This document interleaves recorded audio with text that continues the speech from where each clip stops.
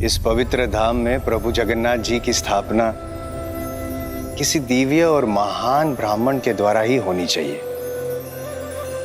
वो संपूर्ण सृष्टि में केवल एक ही है और वो है सृष्टि के रचयिता परम पूज्य ब्रह्मा जी।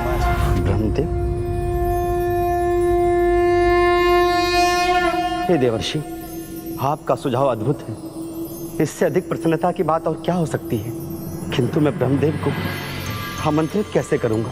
आमंत्रण तो स्वयं जाकर ही दिया जाता है ना राजन। ब्रह्मलोक? मैं? किंतु कोई मनुष्य ब्रह्मलोक कैसे जा सकता है प्रभु? मैं नहीं, हम। मैं आपके साथ स्वयं चलूंगा ब्रह्मलोक।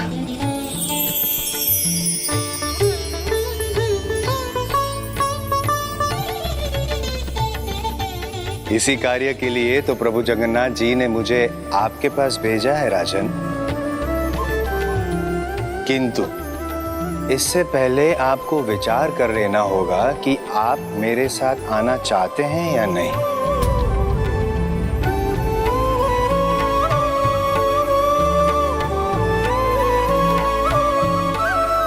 इसमें भला विचार करने का क्या कारण हो सकता है देवर्षि? इससे अधिक हर्ष की बात मेरे लिए क्या हो सकती है? स्वयं ब्रह्मदेव आकर प्रभु की स्थापना का शुभ कार्य संपन्न कराएंगे। इस कार्य के बाद मेरा तो जीवन सफल हो जाएगा। तो मैं ब्रह्मदेव को आमंत्रित करने के लिए अवश्य जाना चाहूंगा। नारायण नारायण। कदाचित आप समझे नहीं राजन। मैं पुनः कहता हूं, आपको सोच समझकर उत्तर देना होगा, क्योंकि जब हम ब्रह्मलोक से लौटेंगे तब इस सृष्टि की सदियां बीत चुकी होगी। आपके सभी संबंधी अपना जीवन जी चुके होंगे।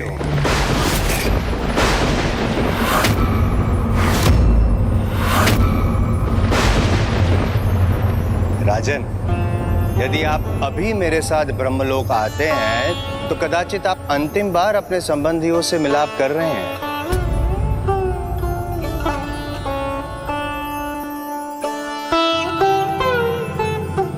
और उस समय आपके राज्य में राजा भी कोई और होगा और राज भी किसी और का होगा।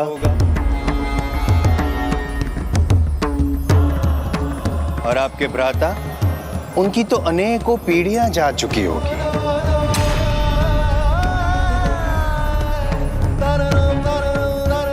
क्या आपको ये स्वीकार है?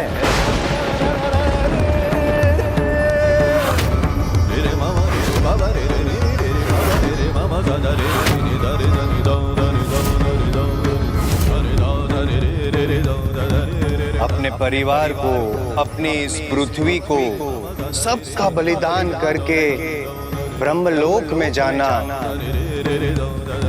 क्या आपको ये स्वीकार है राजन?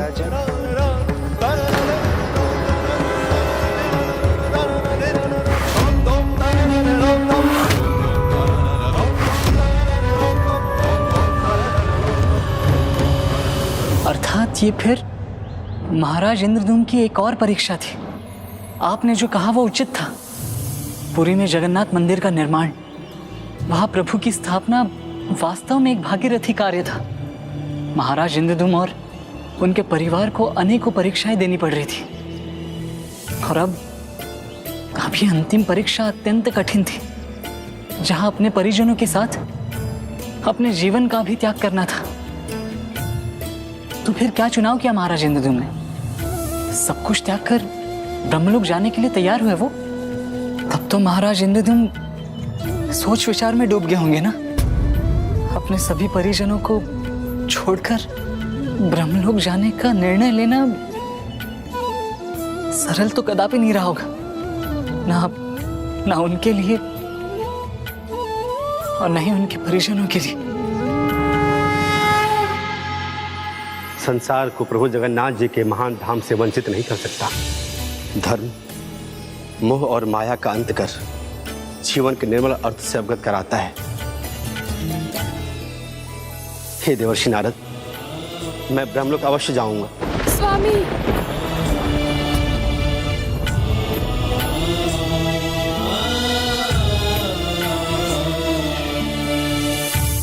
लक्ष्य की प्राप्ति ही जीवन की सबसे कठोर परीक्षा का मीठा फल होती है देवी। आपके सहयोग के बिना मैं इस मंदिर निर्माण के लक्ष्य को कभी प्राप्त नहीं कर सकता, किंतु आपको भी इस महान कार्य में लक्ष्य की प्राप्ति के लिए कठोर परीक्षा देनी होगी देवी, मुझसे विलग होने की परीक्षा।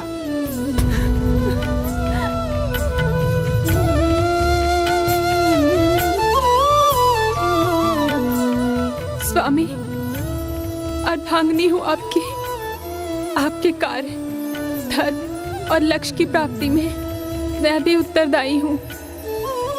जब तक मेरी श्वास चलेगी मैं निरंतर तपस्या करूंगी कि आपके ब्रह्मलोक की यात्रा सफल हो।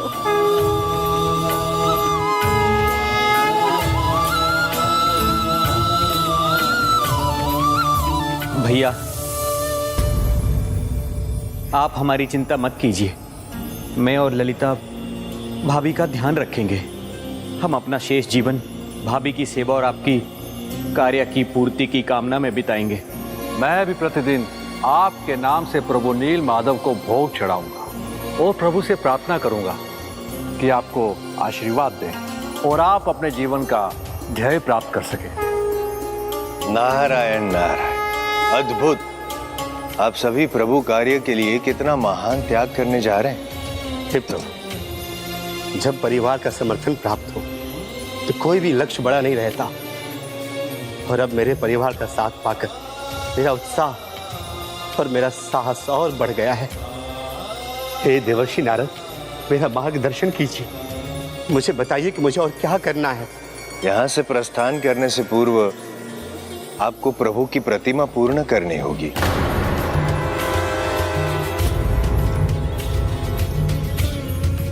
प्रतिमा पूर्ण करनी होगी स्वामी को, किंतु कैसे? नील माधव विग्रह को प्रभु की इस प्रतिमा में स्थान देकर राजन, तभी तो श्री जगन्नाथ स्वरूप में संपूर्ण जगत नील माधव के दर्शन कर पाएगा। यही तो चाहते हैं ना आप राजन? किंतु देवर्षि, प्रतिमा निर्माण के बाद ये कैसे संभव होगा? नारायण नारायण, प्रभु जगन्नाथ और प्रभु नील माधव की प्रतिमा में भेद कहाँ है? बस उनका एक होकर देखा जाना ही शेष है, जिसके लिए आपको नीलांचल क्षेत्रों में 100 कुएं बनवाने होंगे और यज्ञ करवाना होगा, और उन 100 कुओं के जल से आपको प्रभु जगन्नाथ जी का अभिषेक करना होगा। तभी प्रभु नील माधव विग्रह को आप प्रभु जगन्नाथ जी की प्रतिमा में समाहित कर पाएंगे। और जब प्रभु की प्रतिमा स्थापना के लिए पूर्ण होगी, तब आप ब्रह्मलोक की यात्रा करके स्वयं ब्रह्मदेव को प्रभु की स्थापना के लिए आमंत्रित कर पाएंगे।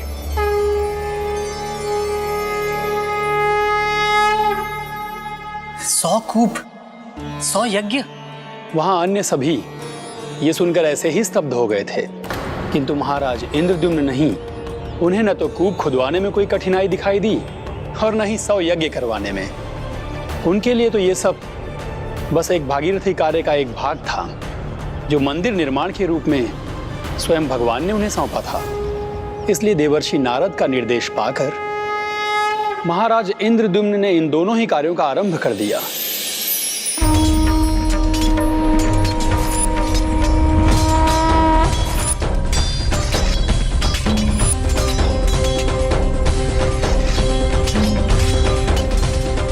महाराज इंद्रद्युम्न ने यज्ञ स्थल को भी स्वयं अपने ही हाथों से स्वच्छ करने में जुट गए। फिर विधि पूर्वक यज्ञ आरंभ हुआ, जिसके मंत्रोच्चार से संपूर्ण वातावरण गुंजायमान हो उठा।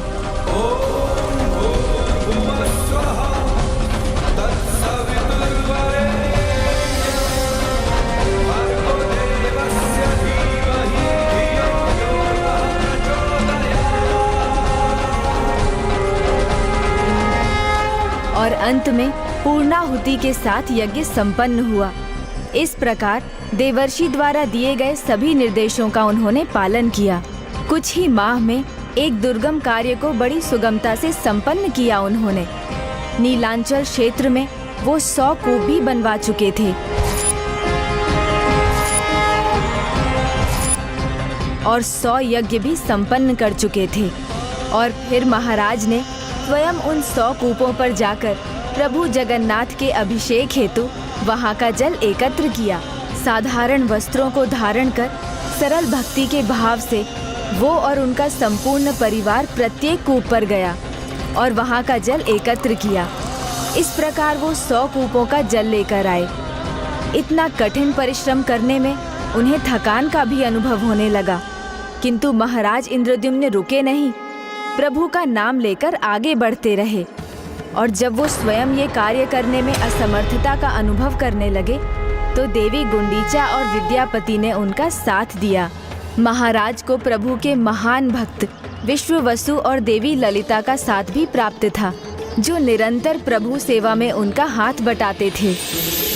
भू श्री जगन्नाथ नीलमाधव की जय। प्रभु श्री जगन्नाथ की जय। प्रभु जगन्नाथ जी की जय। प्रभु जगन्नाथ जी की जय।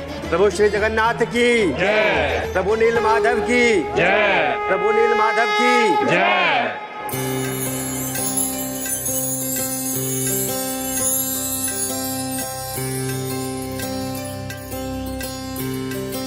जब किसी को इतना सहयोग प्राप्त हो और वो स्वयं अपने लक्ष्य के प्रति जागरूक हो तो सफलता दूर नहीं रहती। प्रभु, नीलांचल क्षेत्र में बने मेरे द्वारा 100 कूपों का जल में ले आया। अब कृपा कर मुझे अपने प्रभु नीलमाधव विग्रह को अपने प्रतिमा में समाहित करने की अनुमति दीजिए, जिससे दोनों एक हो सके।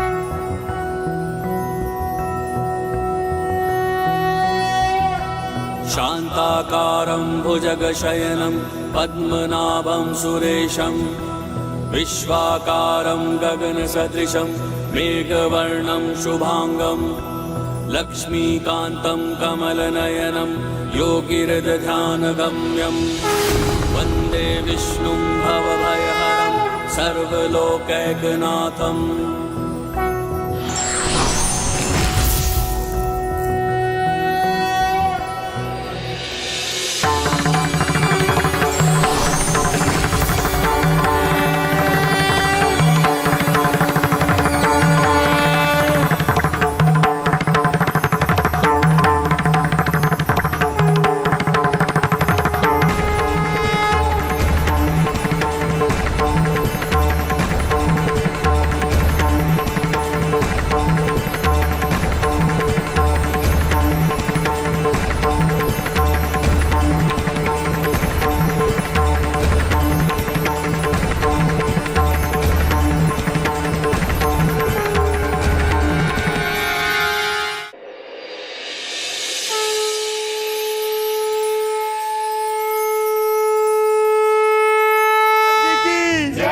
प्रभु श्री जगन्नाथ जी की जय।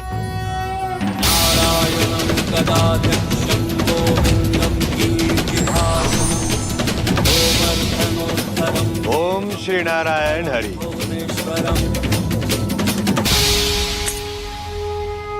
प्रणाम देवर्षि नारद। कल्याण।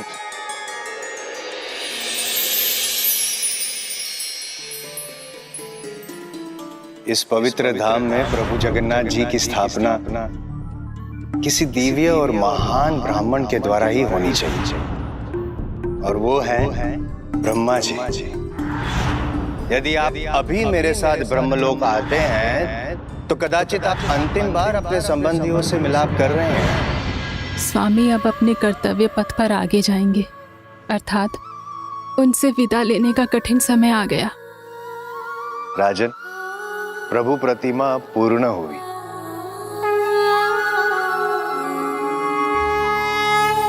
और मंदिर में स्थापना के लिए तैयार है।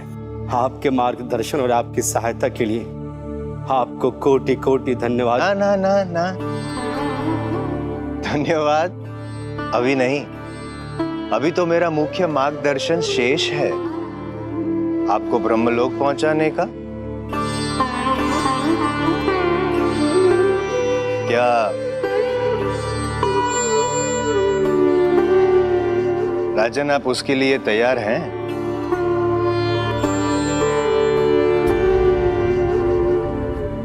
ये पल आप सभी के लिए कठिन है, क्योंकि आप आप सभी अंतिम बार एक दूसरे से मिल रहे हैं।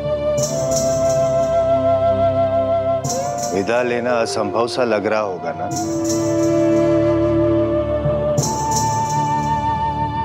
जो एक दूसरे के हृदय में बसते हैं वो कभी विदा नहीं कहते देवर्षि। हाँ देवर्षि, हम एक दूसरे के पास न होकर भी सदा साथ रहेंगे, एक दूसरे के हृदय में सदा वास करेंगे। सर्वथा उचित कहा आपने। विद्यापति, देवी ललिता, आप सभी को भुलाना असंभव है। प्रभु जगन्नाथ जी के मंदिर के निर्माण में आपने जो श्रम किया है और विश्व वसु जी की अटल भक्ति, उसके कारण प्रभु जगन्नाथ जी के हृदय में आपके लिए एक विशेष स्थान है। देवी गुंडीचा, आप भी इस प्रभु कार्य में कभी पीछे नहीं रही है और अभी भी अपना पूर्ण योगदान दे रही है। किंतु मुझे ऐसा आभास हो रहा है कि प्रभु के इस कार्य में आपका भाग अभी भी बाकी है, क्योंकि प्रभु के हृदय में आपका भी अत्यंत महत्व स्थान है और शीघ्र ही जगन्नाथपुरी में आपका भी अनूठा स्थान होगा। देवर्षि, प्रभु का आशीर्वाद पाकर मैं तो धन्य हो जाऊंगी, किंतु अभी मेरे मन में सिर्फ एक ही इच्छा है, मेरे स्वामी की ब्रह्मलोक यात्रा सफल हो। तब हमें प्रस्थान करना चाहिए। और हाँ, जब हम ब्रह्मदेव जी के साथ यहाँ पुनः लौटेंगे जगन्नाथ जी की प्रतिमा की स्थापना के लिए, तब तक मंदिर के द्वार बंद रहेंगे।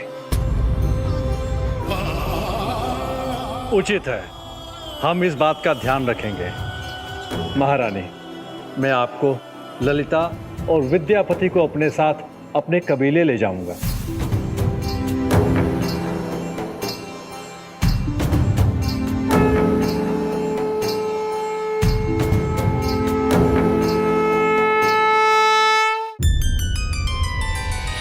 प्रणाम प्रभु, मुझे आशीष दीजिए, मैं यात्रा सफल कर सकूं।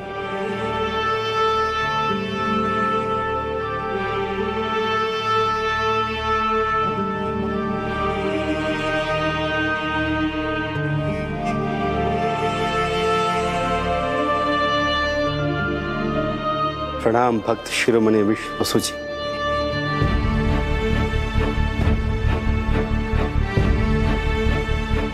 जीवन भर मेरा साथ देकर तुमने मेरा भाई होने का धर्म भली भांति निभाया। भैया, मैंने तो वही किया जो एक भाई होने के नाते आपके प्रति और एक भक्त होने के नाते प्रभु के प्रति मेरा कर्तव्य था।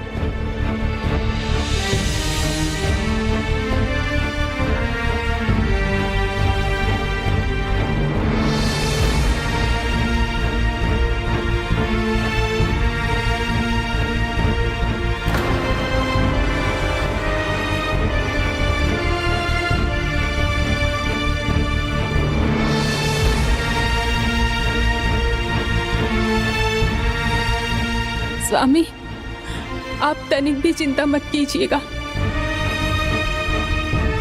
जब आप वापस आएंगे तो मुझे नहीं पाएंगे, किंतु मैं वचन देती हूँ कि ये शरीर तो नश्वर है, ये मिट भी जाए, परंतु मैं आपकी प्रतीक्षा करूंगी।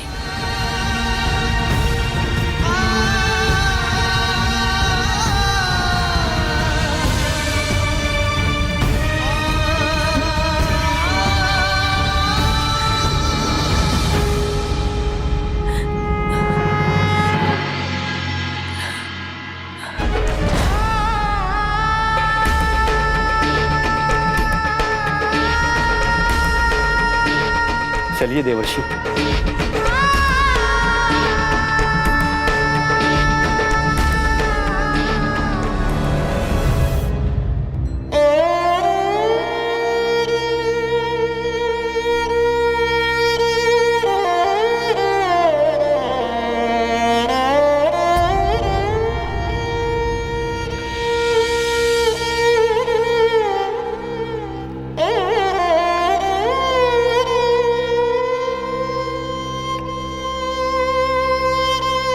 अपने प्रियजनों से विलग होकर महाराज इंद्रद्युम्न देवर्षि के साथ ब्रह्मलोक यात्रा के लिए निकल चुके थे।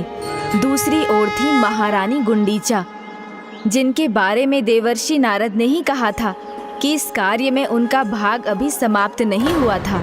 वो भी कुछ ऐसा असाधारण करने वाली थी जिससे वो भी अपने पति की यात्रा में सहायक बने।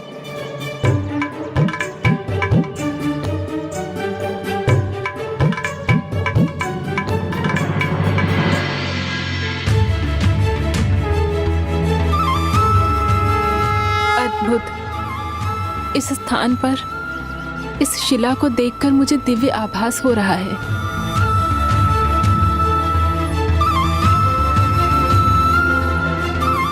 भाभी, ये वही स्थान है जहाँ पर मैंने यात्रा के मध्य में प्रभु से मार्गदर्शन करने की प्रार्थना की थी और तब मुझे प्रभु ने दिशा दिखाई थी। तो कदाचित यहीं प्रभु मेरा भी मार्गदर्शन करने की कृपा करेंगे।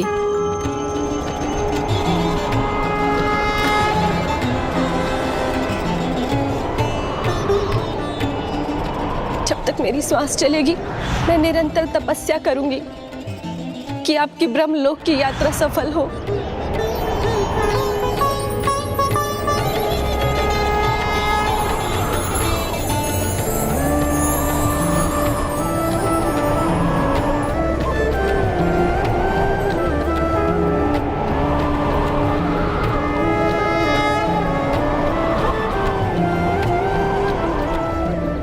मुझे प्रभु ने संकेत भेज दिया है। वही स्थान है जहां मैं तपस्या करूंगी।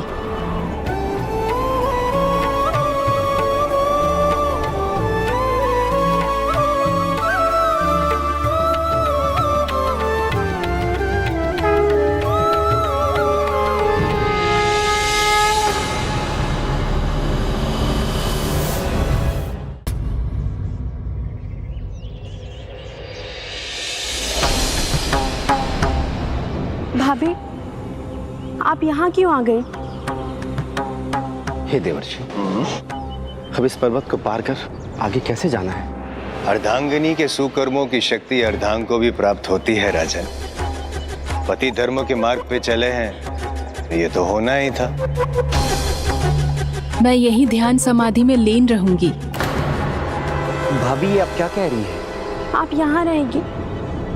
नहीं भाभी माँ, आप हमारे साथ कबीले चलिए।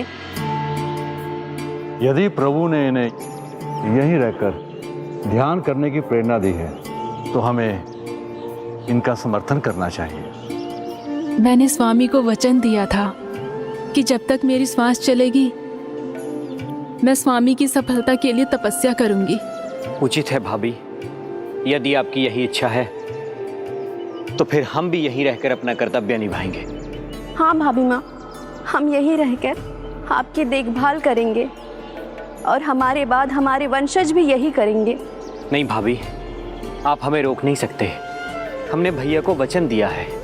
हम सदा आपके साथ रहेंगे, आपका ध्यान रखेंगे। भाभी माँ, आप अपना वचन निभा रही हैं तो हमें भी अपना वचन निभाने का अधिकार दीजिए।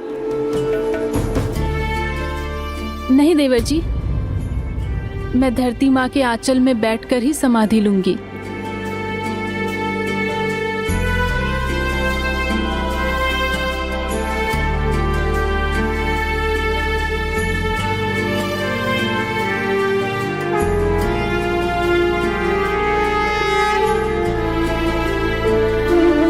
हे प्रभु, कृपा कीजिए, स्वामी को ब्रह्मलोक पहुंचकर ब्रह्मदेव को आमंत्रित करने में सफलता प्रदान कीजिए। हाथ दीजिए अपना।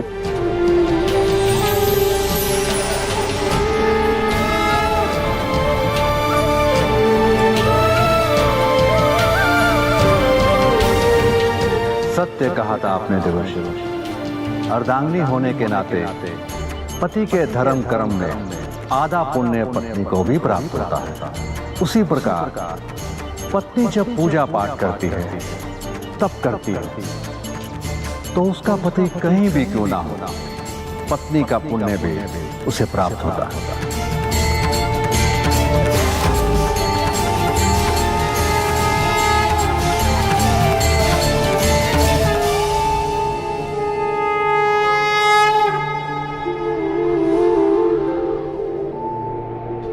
ओम श्री हरि नारायण।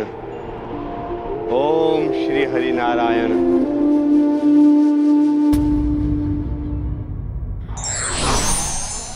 महान उद्देश्य को प्राप्त करने के लिए महान त्याग भी करना पड़ता है।